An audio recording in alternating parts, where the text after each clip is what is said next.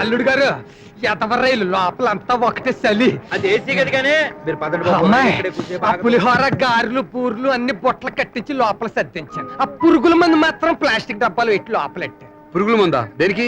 మీరు ఏదన్నా అంటే పుసుక్కుని అప్పటికప్పుడు దొరకదు కదా మరి. ఓ నాయనోయ్ భలే మావ దొరికాడు నాకు. ఆడి మాటలకేంటి కానీ మీరు పదండి బాబు.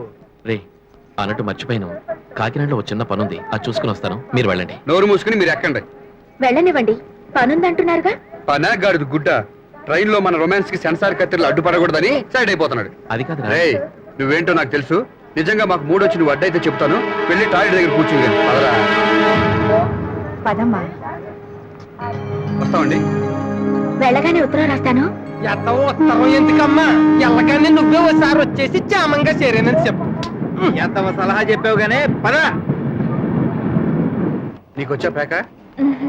అయితే శివాజీ దగ్గర నేర్చుకో, బ్రహ్మాండంగా ఆడతాడు. అతను ఎంత ఆటగాడో నాకు తెలియకపోవడం ఏంటండి? నీకెలా తెలుసు? ఎవరో చెప్తే విన్నానులేండి.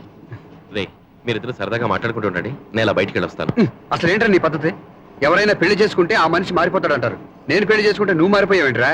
అది కాదురా, నేను మూసుకుని ముక్కై. అదేంటి వాడికి హాట్ పెడుతున్నావు? వాడికి స్వీట్ ఇష్టం. అతని ఇష్టాలు ఇప్పుడిప్పుడే కదండి తెలుస్తున్నాయి. త్వరగా ఇరా. ఆహా భలే ముక్కేశ్వరా. సీత ఈ ఆట మందే. శివాజీ గడి పని అవుట్. మీ భార్యగా నేను కోరుకునేది కూడా అదేనండి. షో ఏంట్రా నా రాణితో నీకు షో అయిపోయిందా?